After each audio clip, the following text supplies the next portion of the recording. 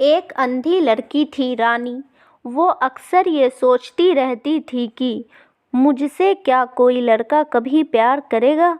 अपने दोस्तों की लव स्टोरी सुन उसे लगता कि कभी मुझे भी किसी से प्यार होगा।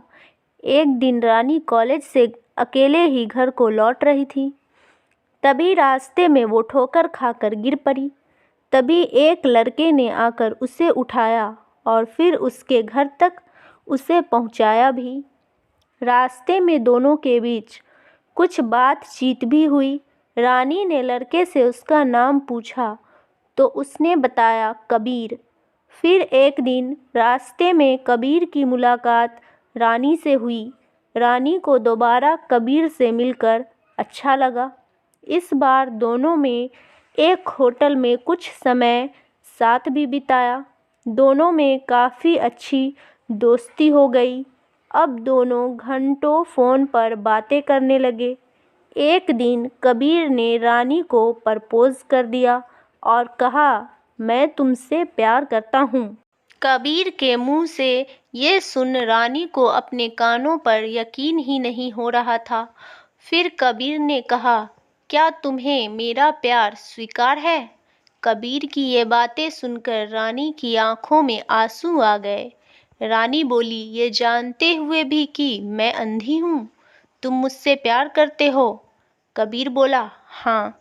रानी रोने लगी और बोली, काश मैं तुम्हें देख पाती। रानी और कबीर का प्यार धीरे धीरे परवान चढ़ने लगा। फिर एक दिन कबीर ने रानी की आंखों का ऑपरेशन करवा दिया। रानी का ऑपरेशन कामयाब रहा। डॉक्टर जब उसकी आंखों से पट्टी उतारने लगे तो उन्होंने पूछा कि तुम सबसे पहले किसे देखना चाहती हो? रानी ने कहा, उस इंसान का चेहरा देखना चाहती हूँ जिसकी वजह से अब मैं पूरी दुनिया को देखने जा रही हूँ। डॉक्टर ने कबीर को रानी के सामने लाकर खड़ा कर दिया। रानी के आंखों की पट्टी उतरते ही उसने देखा कि कबीर भी अंधा है। कबीर ने कहा, क्या तुम मुझसे शादी करोगी? रानी ने कहा, मैंने मेरी जिंदगी अंधेरे में गुजारी है। मुझे पता है कि अंधापन कैसा होता है। मैं फिर से अपनी जिंदगी अंधेरे में नहीं डाल सकती। मैं तुमसे शादी नहीं कर सकती। कबीर उदास होकर वहां से चला जाता है। कुछ दिनों बाद रानी के पास कबीर की एक चिट्ठी आती है जिसमें लिखा होता है, ए बेवफा, तुम अपना ख्याल रखने के साथ मेरी इन आँखों का भी ख्याल रखना। जैसे कबीर अपने प्यार को परखने में धोखा खा गया, वैसे आप भी अगर किसी के प्यार में हो तो ज़रा संभल के मेरे दोस्त।